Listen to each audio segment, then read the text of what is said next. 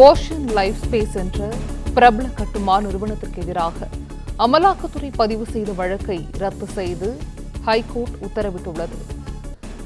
இதுகுறித்த முழு விவரங்களையும் செய்தியாளர் ஆனந்த் வழங்க கேட்கலாம். ஆனந்த், வணக்கம். சென்னை உயர்நீதிமன்றம் பிறப்பித்திருக்கும் இந்த உத்தரவு தொடர்பான முழு விவரங்கள். வணக்கம். குற்றப்பிரிவு காவல்துறை பதிவு செய்த வழக்கு ரத்து செய்யப்பட்டுவிட்டால் அதன் அடிப்படையில் தொடரப்பட்ட அமலாக்கத்துறை வழக்கை விசாரணைக்கு எடுக்க முடியாது என சென்னை உயர்நீதிமன்றம் தெரிவித்து தனியார் கட்டுமான நிறுவனங்களுக்கு எதிரான வழக்கை ரத்து செய்து அமலாக்கத்துறை வழக்கை ரத்து செய்து தீர்ப்பு வழங்கி இருக்கிறது.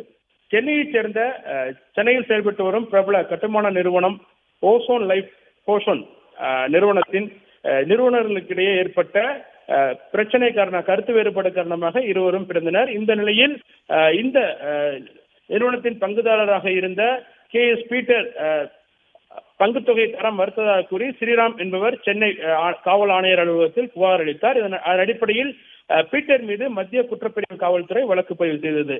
இந்த வழக்கின் அடிப்படையில் விசாரணை நடத்தப்பட்ட பொழுது 50 கோடி ரூபாய் அளவிற்கு சட்டவிரோதமான பண பரிவர்த்தனை நடைபெற்றதாகவும் அமலாக்கத்துறை வழக்கு பதிவு செய்தது. இந்த வழக்கை ரத்து செய்ய வேண்டும் என கோரி பீட்டர் சார்பில் சென்னை உயர்நீதிமன்றத்தில் மனு தாக்கல் செய்தார். இந்த வழக்கு நீதிபதிகள் MS ரமேஷ் மற்றும் சுந்தர் மோகன் ஆகியோரடங்கிய அமர்வில் விசாரணைக்கு வந்தது. ஓசோன் லைஃப் பேஷன் நிறுவனத்திற்கு எதிராக மத்திய குற்றப்பிரிவு காவல்துறையின் பதிவு செய்யப்பட்ட வழக்கு ரத்து செய்யப்பட்டுள்ளதால் அதன் அடிப்படையில் வழக்கு அமலாக்கத்துறை விசாரிக்க முடியாது என உச்சநீதிமன்றம் பல வழக்குகளில் தீர்ப்பு கூறியிருப்பதை மேற்கோள் காட்டி வாதிடப்பட்டது.